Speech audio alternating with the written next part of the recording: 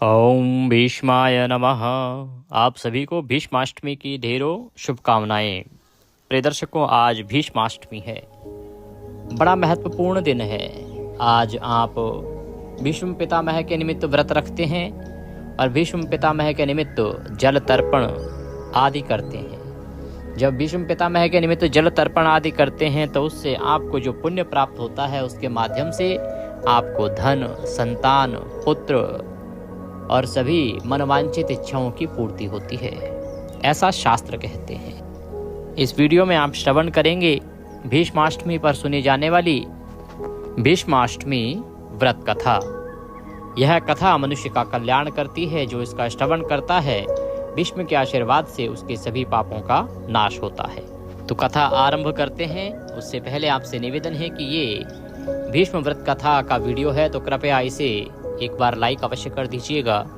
भीष्म पितामह का आशीर्वाद आपको प्राप्त हो और धन लक्ष्मी की आपके घर में कभी कमी ना हो, संतानें दीर्घायु हो, इसके लिए कमेंट बॉक्स में अवश्य लिखिएगा भीष्माय नमः। जितना लिखेंगे उतना कल्याण होगा।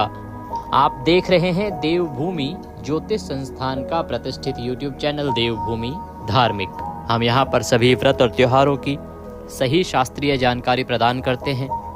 ज्योतिष शास्त्र और पंचांग के आधार पर आपको बताते हैं कौन सी तिथि कब है, व्रत आदि कब करना है, क्या विधि है, क्या नियम है और क्या गलती नहीं करनी है। यदि आप सभी व्रत और त्योहारों की सही शास्त्रीय जानकारी पाते रहना चाहते हैं तो कृपया चैनल को सब्सक्राइब कीजिए और बेल आइकन को प्रेस कीजिए। जब आप सब्सक्राइब का बटन दबाएंगे तो वहाँ एक घंटी का निशान बना हुआ आएगा, उसको अवश्य दबाइएगा, तभी आपको हमारे सारे वीडियो प्राप्त होंगे, अन्यथा आपसे जानकारी छूट जाएगी। आइए प्रिय दर्शकों, अब कथा आरंभ करते हैं। आप यदि व्हाट्सएप पर हमसे जुड़ना चाहते हैं तो उसके लिए वीडियो के अंत में एक नंबर आएगा 900 से, उस पर व्हाट्सएप मैसेज करके जुड़ सकते हैं। आरंभ में ही मैं आपको बता दूं कि आज के दिन आपको जल तर्पण अवश्य करना चाहिए। शास्त्र कहते हैं, पुराण कहते हैं कि यदि आप आज के दिन भीष्म के नाम से जल तर्पण नहीं करते हैं तो आपके 1 वर्ष के पुण्य का नाश हो जाता है, और यदि आप आज के दिन तर्पण करते हैं तो आपके 1 वर्ष के पापों का नाश हो जाता है और उस पुण्य के प्रभाव से आपको धन, लक्ष्मी, संतान और सभी ऐश्वर्य आदि वस्तुएं प्राप्त होती हैं। तो तर्पण आदि कैसे करना है इसकी विधि मैंने वीडियो में अपलोड की है, उसका लाभ लीजिए। और क्या कर सकते हैं इसका लाभ लीजिए। जितना आप आज तर्पण करेंगे, जितना उनके नाम से दान पुण्य करेंगे, उतना कल्याणकारी होगा। आइए अब भीष्म पितामह का ध्यान करते हुए और भगवान वासुदेव का ध्यान करते हुए कथा आरंभ करते हैं। द्वापर युग की बात है। देवी गंगा और राजा शांतनु के 7 पुत्र हो चुके थे। 8वें पुत्र की प्रतीक्षा थी, तो उनके 8वें पुत्र के रूप में भीष्म उत्पन्न हुए। देवव्रत इनका मूल नाम था। भीष्म जो नाम पड़ा इनका वो बाद में पड़ा, ये भी इस कथा में आएगा कि क्यों इनको भीष्म कहा जाता था। तो जो 8वें पुत्र के रूप में ये उत्पन्न हुए थे, इनका नाम था देवव्रत। यह नाम उन्हें जन्म के समय दिया गया था।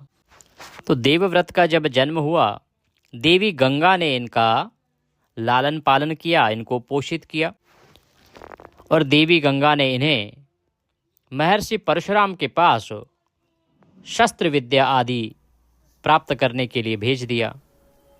शुक्राचार्य के मार्गदर्शन में उन्होंने महान युद्ध कौशल सीखा, साथ ही अजय बनने की सीख भी ली। इस प्रकार से बाल्यकाल में ही भगवान परशुराम का सानिध्य भीष्म पितामह, जो उस समय देवव्रत के नाम से जाने जाते थे, उन्हें प्राप्त हुआ।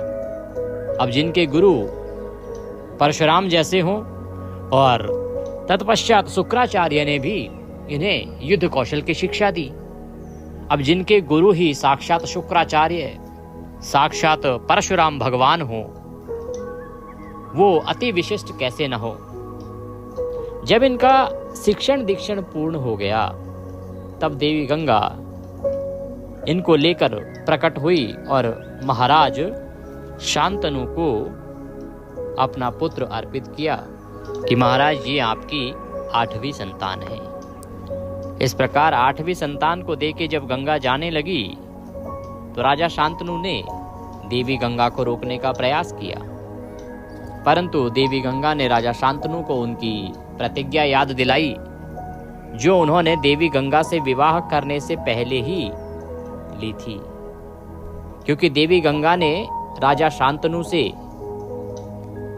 यह वचन लिया था कि मैं आपसे विवाह तभी करूंगी जब आप मुझे ये वचन दो कि विवाह के बाद चाहे मैं जो मर्जी करूं, आप कभी मुझसे ये नहीं पूछेंगे कि ये क्यों कर रही हो। और जिस दिन आपने कारण पूछ लिया, ये कह दिया कि ये ना करो, उसी दिन मैं आपको छोड़ के चली जाऊंगी। तो हुआ क्या कि राजा शांतनु और गंगा के एक एक करके पुत्र होते गए। अब गंगा जैसे ही पुत्र होता, वो उसको जल में प्रवाहित कर देती। कुछ वर्ष बाद फिर पुनः पुत्र हुआ, फिर गंगा ने वही किया। राजा हर बार देखते रहते।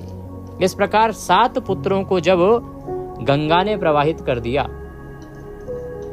तो 8वें पुत्र की जब उत्पत्ति हुई और गंगा उसे प्रवाहित करने लगी, तभी राजा शांतनु से ना रहा गया।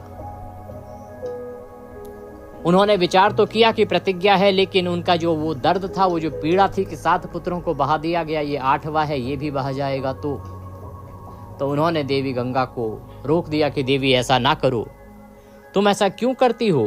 तुमने 7 पुत्रों को गंगा में क्यों बहा दिया? आखिर कारण क्या है? जैसे ही प्रश्न किया, राजा की प्रतिज्ञा टूट गई। प्रतिज्ञा टूटते ही देवी गंगा उन्हें छोड़कर चली गई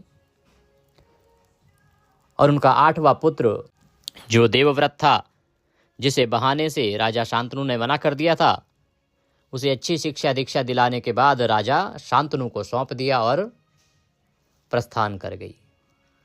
समय व्यतीत हुआ, राजकुमार बड़े हो गए। राजकुमार देवव्रत अत्यंत ही बुद्धिमान थे। वीरता के अंकुर तो बचपन में ही फूट गए थे। साथ ही 2 श्रेष्ठ गुरुओं से उन्होंने शिक्षण दीक्षण लिया। इस कारण से उनके पास सभी योग विद्याएं, शस्त्र विद्याएं बड़ी ही कुशलता से उन्हें प्राप्त थी।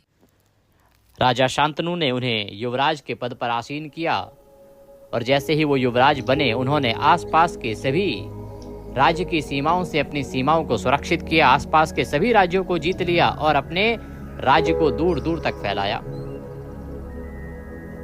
इस प्रकार से समय व्यतीत हो ही रहा था कि एक दिन राजा शांतनु ने एक सत्यवती नाम की महिला को देखा। वह अत्यंत ही सुंदर थी।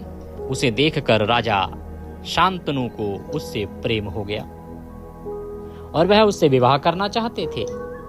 उन्होंने घर जाके सत्यवती के पिता के सामने कहा कि मैं तुम्हारी कन्या से विवाह करना चाहता हूं।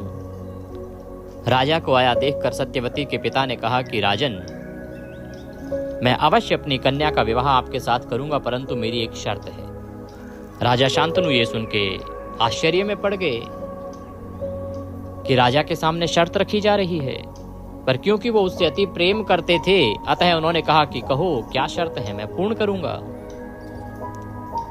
तो सत्यवती के पिता ने कहा कि महाराज, मेरी शर्त ये है कि जो आपकी और सत्यवती की संतान होंगी, वही भविष्य में हस्तिनापुर पर राज्य करेंगी, हस्तिनापुर की राजा होंगी। यह सुनकर राजा अत्यंत ही चिंता में पड़ गए, क्योंकि वो अपने पुत्र और हस्तिनापुर के राजकुमार से बड़ा प्रेम करते थे और उन्हें पहले से ही वो राजकुमार घोषित कर चुके थे। उन्होंने कहा कि ऐसा क्यों? तुम्हारी बेटी की जो संतानें होंगी उनको सभी सुविधाएं मिलेंगी, वो राज्य में रहेंगे, पर उन्हें राजा ही क्यों बनाएं? ये क्यों प्रतिज्ञा करनी आवश्यक है?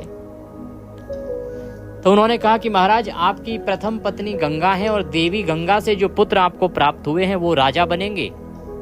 अब क्या पता सौतेली माँ की संतानों को वो आपके जाने के बाद क्या सुविधाएं दें, क्या ना दें। तो मैं अपनी पुत्री और अपनी पुत्री की संतानों के भविष्य की चिंता क्यों ना करूं? मुझे उनके भविष्य की चिंता है, इसीलिए मुझे आप अगर ये वचन देते हैं कि मेरी पुत्री की संतान ही आपके राज्य की राजा बनेंगी, तो मैं अवश्य अपनी पुत्री का आपके साथ विवाह करूंगा। राजा वहां से निराश होकर लौट आए, बड़े बीमार रहने लगे। भीष्म को समझ नहीं आ रहा था कि क्या कारण है। फिर एक दिन भीष्म ने राजा के अति प्रिय सेवक से पूछा कि क्या कारण है महाराज, आजकल इतने क्यों बीमार बीमार रहते हैं और खोए खोए और परेशान क्यों रहते हैं। तब उस सेवक ने बताया कि इस प्रकार से महाराज एक कन्या से प्रेम करते थे और वो उसके पिता के पास जब विवाह के लिए गए उसके बाद से ही ये परेशान हैं। भीष्म ने सेवक से पूछा वो कहाँ थी, कन्या कौन थी। सेवक ने बताया कि वहाँ इस प्रकार से मिली थी। भीष्म वहाँ पहुँचे और सत्यवती के पिता के सामने जाके बोले कि आप मेरे पिता के साथ अपनी पुत्री का विवाह कीजिए। तब सत्यवती के पिता ने कहा कि मैं अवश्य करूँगा, परंतु मेरी एक शर्त है जो मैंने आपके पिता के सामने रखी है। अगर ऐसा संभव है तो अवश्य ही मैं अपनी पुत्री सत्यवती का विवाह आपके पिता के साथ करूँगा। भीष्म ने कहा कि क्या शर्त है बताओ। तो सत्यवती के पिता ने वह शर्त भीष्म के सामने रखी। जब देवव्रत ने यह सुना, उस शर्त को सुना, तो उसने कहा कि आपका अगर यही विचार है तो मैं आपको वचन देता हूं कि आपकी पुत्री की जो संतान होंगी मेरे पिता से वही इस राज्य पर राज करेंगी, वही राजा बनेंगी।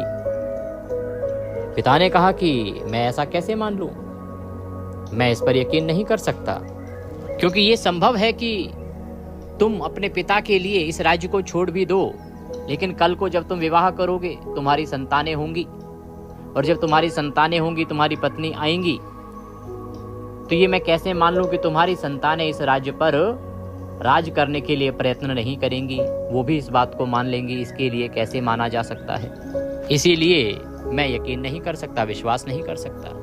तब राजकुमार देवव्रत ने कुछ क्षण सोचा और प्रतिज्ञा की कि मैं शांतनु पुत्र भीष्म आज यह प्रतिज्ञा करता हूं कि मैं आजीवन कुंवारा रहूंगा, कभी विवाह नहीं करूंगा। जैसे ही यह प्रतिज्ञा देवव्रत ने की, ये बड़ी प्रतिज्ञा थी, क्योंकि देवव्रत बहुत बड़े राजा थे, उनसे बड़ी आशाएं थी, उनका जीवन बहुत उज्जवल था और हस्तिनापुर को उनसे एक उत्तम संतान की अभिलाषा थी। इस प्रतिज्ञा को सुनकर सभी हैरान रह गए, चारों दिशाएं गुंजायमान हो गई और इस प्रतिज्ञा के कारण ही उनका नाम हुआ भीष्म, क्योंकि ये साधारण प्रतिज्ञा नहीं थी। राज्य का त्याग और जीवन भर विवाह न करने का त्याग उन्हें भीष्म बना के गया। जब यह प्रतिज्ञा की तो सत्यवती के पिता ने अपनी पुत्री का विवाह शांतनु के साथ कर दिया। शांतनु को जब यह पता लगा कि उसके पुत्र ने इतना बड़ा त्याग किया है, वो दुखी भी हुए, लेकिन अपने पुत्र के त्याग से उनका सर ऊंचा हुआ और उन्होंने अपने पुत्र को वरदान दिया कि तुम जब तक स्वयं न चाहोगे तब तक मृत्यु तुम्हारा कुछ नहीं बिगाड़ पाएगी, काल तुम्हारा कुछ नहीं बिगाड़ पाएगा। और इस प्रकार से भीष्म को इच्छा मृत्यु का वरदान प्राप्त हुआ। समय का पहिया घूमा, घूमते घूमते वह समय आया जब महाभारत का युद्ध आरंभ हो गया। भीष्म पितामह को अपने कर्मों के कारण और अद्भुत कामों के कारण बहुत अधिक सम्मान प्राप्त हुआ। यह हस्तिनापुर उन्हीं के इशारों से चलता था। फिर समय आया जब कौरव और पांडव, जो उन्हीं के पौत्र थे, वो एक दूसरे के आमने सामने खड़े हो गए और महाभारत का युद्ध प्रारंभ हो गया। महाभारत का युद्ध जब छिड़ा तो क्योंकि भीष्म पितामह कौरवों की तरफ से सबसे बड़े योद्धा थे, अतः वो उस युद्ध में सेनापति के रूप में शामिल हुए। भीष्म पितामह नहीं चाहते थे कि वो अर्जुन या पांडवों पर अस्त्र उठाएं, परंतु कौरवों के कहने पर उन्हें युद्ध लड़ना पड़ा। भीष्म के सामने किसी का रण कौशल नहीं चलता था, क्योंकि भीष्म थे। जो परशुराम का शिष्य हो उसे कोई क्या पराजित करेगा और क्या रण कौशल में शिक्षा देगा। तो भीष्म अपराजित थे, परंतु उसी युद्ध में शिखंडी पांडवों की तरफ से युद्ध कर रहे थे और भीष्म की यह प्रतिज्ञा थी कि वो शिखंडी पर बाण नहीं चलाएंगे, क्योंकि शिखंडी स्त्री प्रजाति से था और भीष्म एक शूरवीर योद्धा थे। कोई भी शूरवीर स्त्री पर तीर नहीं चलाता। जब भीष्म ने युद्ध लड़ा तो एक ऐसा समय भी आया जब भगवान श्री कृष्ण को स्वयं हथियार उठाने पड़े, जबकि उन्होंने युद्ध से पहले ही यह शपथ ली थी कि वो इस युद्ध में हथियार नहीं उठाएंगे। पर जब भीष्म किसी से रुक नहीं रहे थे और अर्जुन उनके विरुद्ध युद्ध करने को तैयार नहीं थे, तत्पर नहीं थे, तब क्रोध में आकर भगवान श्री कृष्ण ने रथ के एक पहिए को ही शस्त्र बनाकर भीष्म पर वार करना चाहा। और जब अर्जुन ने देखा कि भगवान श्री कृष्ण अपनी प्रतिज्ञा तोड़ने वाले हैं तो अर्जुन जागे। उन्होंने कहा, नहीं मधुसूदन, नहीं, आप ऐसा ना करें, आप मेरे कारण अपनी प्रतिज्ञा को भंग ना करें। भीष्म ने यह प्रतिज्ञा भी की थी युद्ध के आरंभ होने से पहले कि यदि मैं सच्चा योद्धा हूं और मैंने जीवन भर नियम के अनुसार न्याय के लिए युद्ध किया है तो इस युद्ध में मैं कृष्ण को हथियार उठाने पर मजबूर कर दूंगा। तो शास्त्रों में यह भी वर्णन आता है कि भगवान श्री कृष्ण कभी अपने भक्तों की मर्यादाओं को टूटने नहीं देते। भगवान श्री कृष्ण कभी अपने भक्त की कामनाओं को अधूरा नहीं रहने देते। और फिर भीष्म तो भगवान कृष्ण के बहुत बड़े भक्त थे, अतः अपने भक्त की उस इच्छा को पूरा करने के लिए जो उन्होंने शपथ ली थी कि वो कृष्ण को हथियार उठाने पर मजबूर कर देंगे, इसलिए भी भगवान श्री कृष्ण ने वह रथ का चक्र उठाया। जब भीष्म रोके नहीं रुक रहे थे तब पांडवों ने शिखंडी का सहारा लेते हुए भीष्म को धराशायी किया और फिर अर्जुन आदि योद्धाओं ने अनेकों बाणों से उन्हें घायल किया। इस प्रकार भीष्म बाणों की सैया पर लेट गए। यद्यपि दक्षिणायन में 4 महीने पहले ही उस युद्ध में वो घायल हो गए थे, बाणों की सैया पर थे, परंतु उन्होंने प्राण नहीं त्यागे। जैसा कि कथा के आरंभ में भी वर्णन आया कि उनके पिता ने उन्हें इच्छा मृत्यु का वरदान दिया था। और भीष्म स्वयं पुराणों के ज्ञाता थे। वो जानते थे कि दक्षिणायन के समय यदि प्राण त्यागे जाएंगे तो मुक्ति मिलने में कठिनाई हो सकती है, क्योंकि दक्षिणायन के समय देवताओं की रात्रि चल रही होती है और उस समय जो भी प्राणी अपने प्राण त्यागता है उसे मुक्ति प्राप्त करने में परेशानियां आती हैं। अतः भीष्म ने यह निर्णय किया कि जब तक सूर्य उत्तरायण नहीं हो जाते वो अपने प्राण नहीं त्यागेंगे। और वो इसी प्रकार कई महीनों तक बाणों की सैया पर लेटे रहे। जब माघ मास का पवित्र समय आया और सूर्य उत्तरायण हुआ मकर संक्रांति पर, तदुपरांत माघ मास की शुक्ल पक्ष की अष्टमी तिथि को उन्होंने अपनी पुण्यदायिनी तिथि के रूप में चुना और अपने प्राणों का त्याग किया। इसीलिए इस तिथि का महत्व अधिक है। तभी से ये तिथि पुराणों में दर्ज हो गई। इस तिथि को अत्यंत पुण्यदायिनी माना जाने लगा। भगवान कृष्ण कहते हैं कि जो इस तिथि पर भीष्म को जल तर्पण देते हैं, भीष्म को तृप्त करते हैं, भीष्म के लिए जल तर्पण करते हैं, भीष्म को तृप्ति प्रदान करते हैं, उनके बड़े से बड़े दुखों का नाश होता है। उनके जीवन में यदि पितृदोष हो तो वह पितृदोष नष्ट हो जाता है और इसके प्रभाव से उन्हें धन की प्राप्ति होती है, लक्ष्मी की प्राप्ति होती है, सौभाग्य की प्राप्ति होती है। क्योंकि किसी के लिए भी तर्पण करना सबसे बड़ा पुण्य का कार्य है। अतः इस दिन आपको भीष्म पितामह के निमित्त जल तर्पण अवश्य करना चाहिए। जो कोई इस कथा का श्रवण करता है, सुनता है या सुनाता है, भीष्म की कृपा से उसके सभी पाप नष्ट हो जाते हैं और वह सभी ऐश्वर्यों को भोगता हुआ परम गति को प्राप्त करता है। बोलिए भीष्म पितामह की जय, बोलिए कृष्ण भगवान की जय। इसी के साथ यह भीष्म अष्टमी व्रत कथा यहाँ पर पूर्ण होती है। प्रिय दर्शकों, आज के दिन आप भीष्म पितामह के निमित्त 4 लोटा जल अवश्य अर्पित कीजिएगा, क्योंकि शास्त्र ये कहते हैं कि यदि आज के दिन आप भीष्म को जल तर्पण नहीं करते हैं तो आपके 1 वर्ष के पुण्यों का नाश हो जाता है। आपने इतने सदकर्म किए होंगे, कार्तिक स्नान किया होगा, माघ स्नान किया होगा, अनेकों पुण्य कर्म किए होंगे, दान आदि किए होंगे।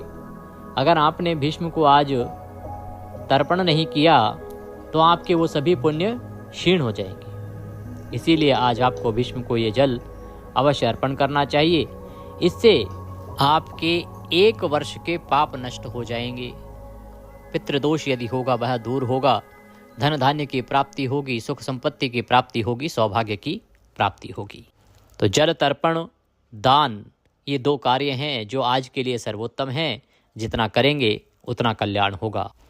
यदि आप कथा के निमित्त दक्षिणा आदि कुछ भी अर्पित करना चाहते हैं तो आपकी स्क्रीन पर नंबर आ रहा होगा 900 से, उस पर भेज सकते हैं। या जो QR कोड दिया गया है उसके साथ में उसको स्कैन करके भी सीधा बैंक अकाउंट में भेज सकते हैं। कुछ और पूछना चाहें, कहना चाहें तो कमेंट के माध्यम से पूछ सकते हैं या व्हाट्सएप के माध्यम से भी जुड़ सकते हैं, जिससे कि सभी वीडियो आपको सीधे मोबाइल पर ही प्राप्त होते रहें।